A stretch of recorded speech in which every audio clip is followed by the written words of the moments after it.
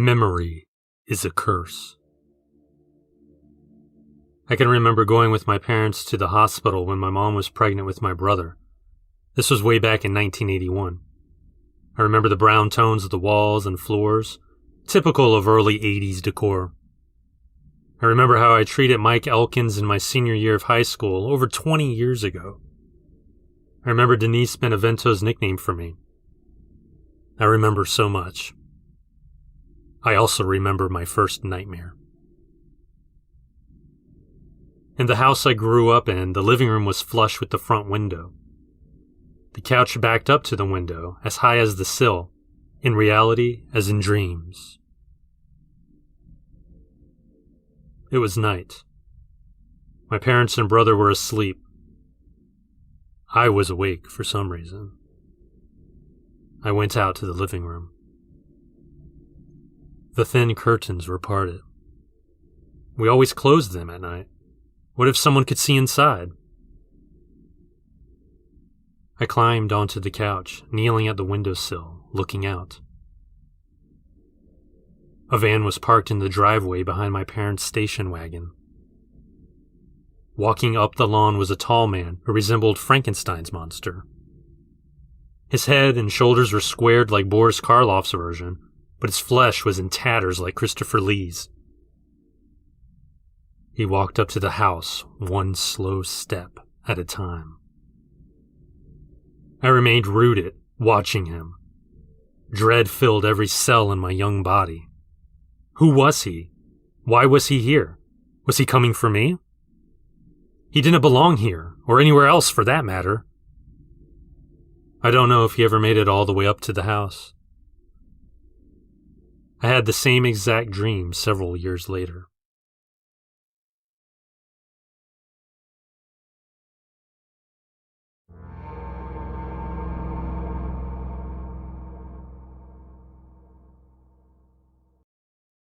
I had another dream. My cell phone went off. Everyone's phone did. Not an Amber Alert?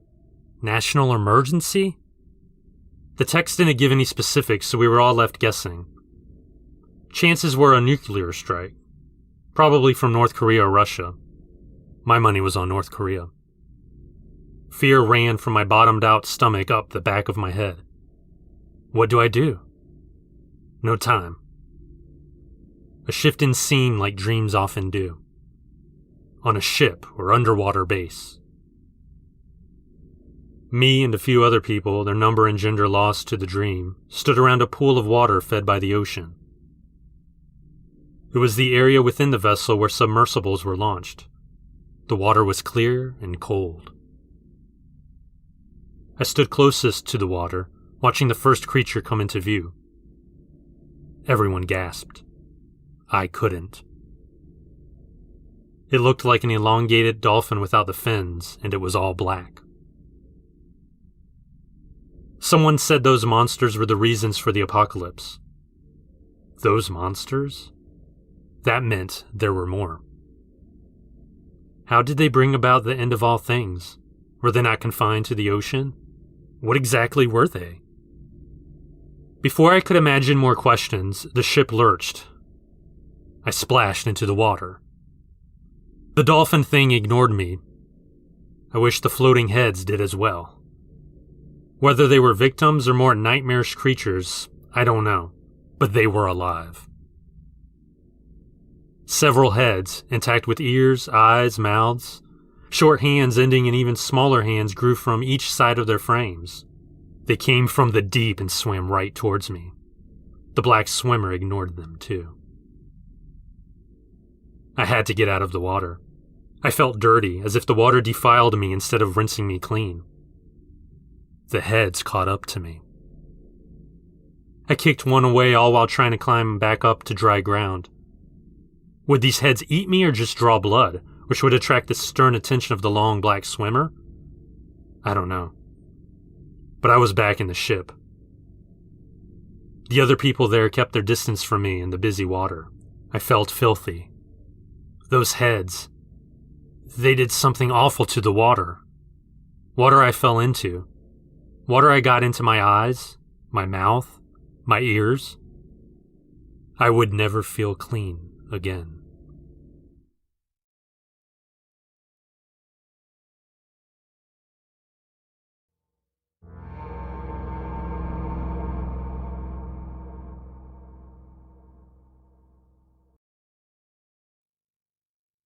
In this dream, as in real life, I live west of the local airport, probably 7 miles away, roughly.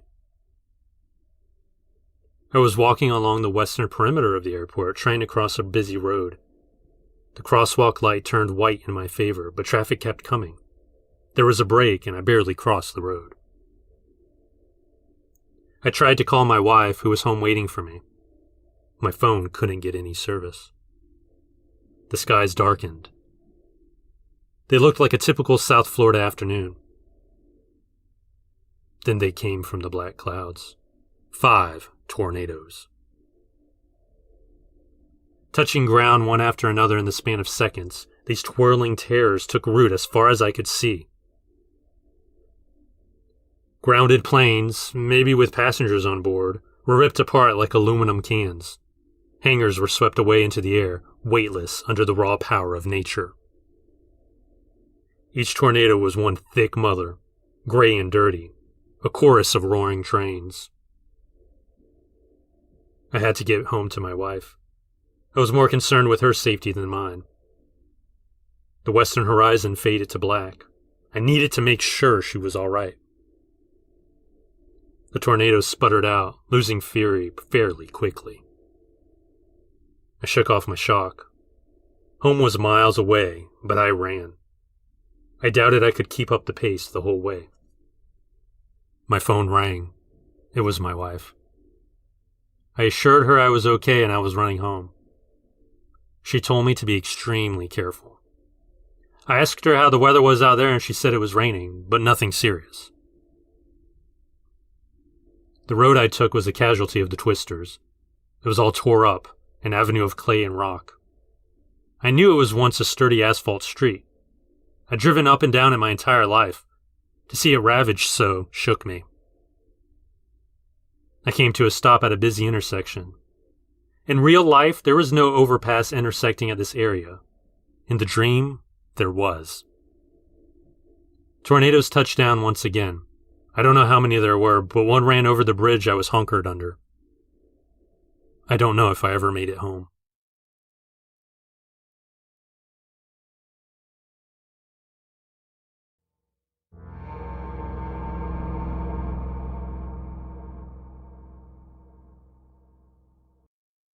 I had another dream last night. I was alone in the house I grew up in. I woke up on the couch. The TV was on. Above and on both sides of the entertainment center were 3 old tin signs my dad put on the wall. One on the left, one on top, one on the right. I realized I needed to empty the dishwasher before my parents got home. I went into the kitchen where I immediately felt wrong. Not physically, no. I just got a strange vibe. Suddenly, a clatter broke the silence. I ran into the living room. The signs were on the floor in a peculiar way. They had fallen precisely on the floor as if placed. For example, the sign on top was on the floor directly in front of the TV. The sign on the right was on the floor in front of its place on the wall. The sign on the left, however, was on top the sign on the right. How did that happen? They didn't just fall because of a passing plane or truck. They were placed in each spot. By who? I was alone. The wall and ceiling shook with a rumble.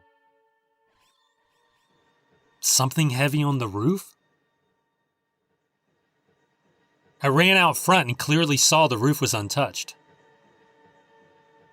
Maybe someone was messing with me. Maybe they were in the backyard now. I walked up the side of my house. Between my house and the neighbors was a wooden fence.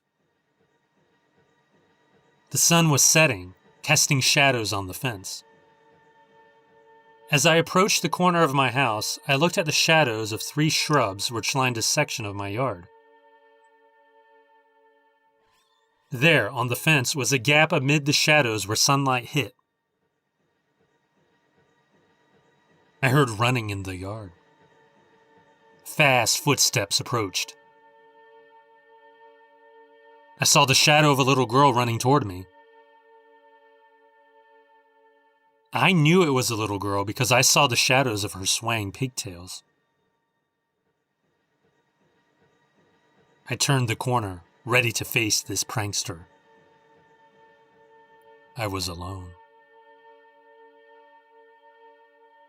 I turned back to the fence. The silhouette of a cat now approached. I heard its tiny scamper coming at me.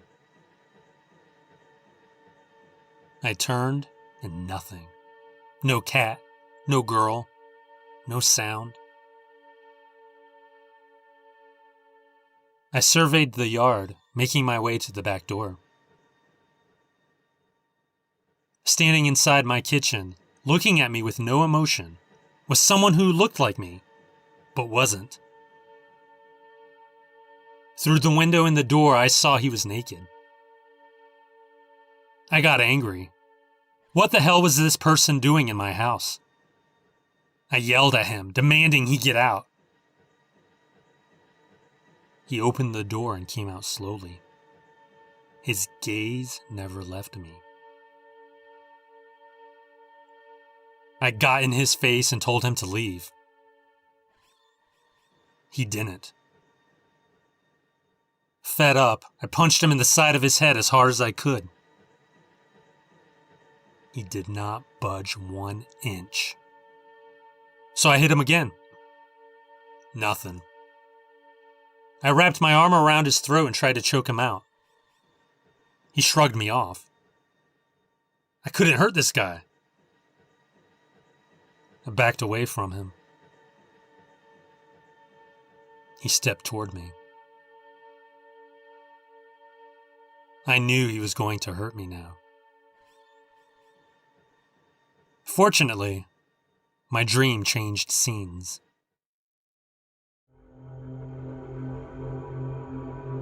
I tend to have vivid dreams, so it wasn't so out of the ordinary I had this one.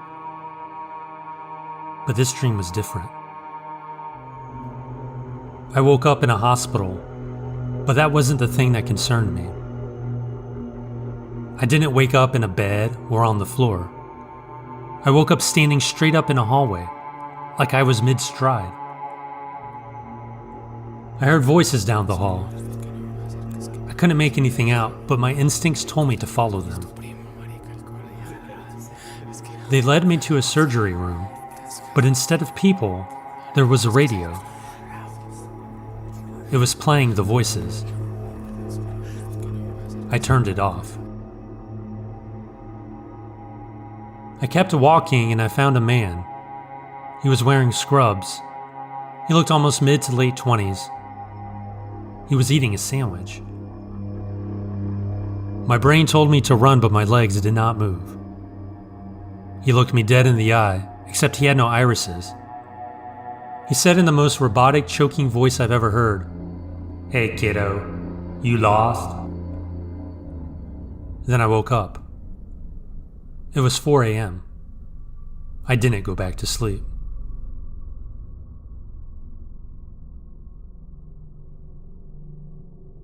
I frequently had this nightmare where I would be with my dad, and all of a sudden he'd get this look of horror on his face and point behind me. I would turn around expecting something horrible, but there was nothing.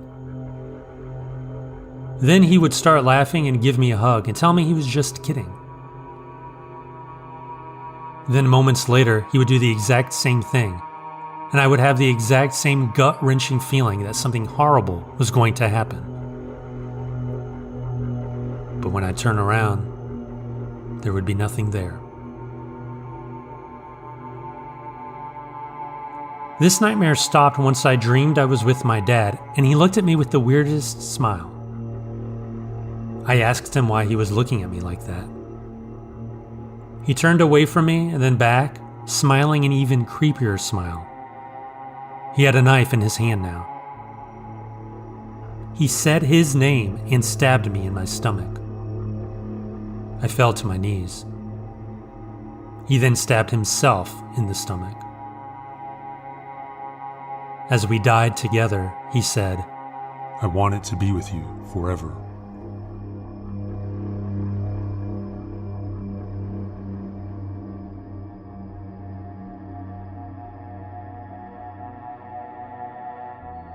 I was standing in my living room, looking out the window. In the distance, I watched a nuclear bomb go off on the horizon. I ran around the house telling my family what happened. A few seconds later, I felt a shock wave go through me, like an ocean wave going through my body. Then another bomb went off, this time a little closer. The blast wave hit us sooner. My skin felt sunburnt. It hurt. I imagined it cracking. I went outside and saw a neighbor and his two sons standing in the street. I walked over to him, panicked and frightened, but oddly calm at the same time, as if I resigned myself to this fate. Another nuclear bomb went off. The mushroom cloud loomed over us. I asked the neighbor when they were going to stop dropping bombs. He said, "When we're all dead."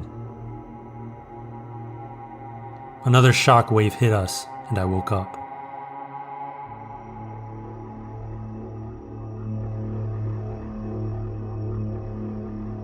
When my brother and I were just babies, my mother had a recurring dream that she was at a funeral, but she didn't know who had died. She eventually quit having the dream. 12 years later, it came back. It was my brother who had died, but in the dream, he was still a baby. He died in a car accident about 2 weeks after the dream came back. I started having a weird dream about a week before his death. I dreamed that there was a huge flood.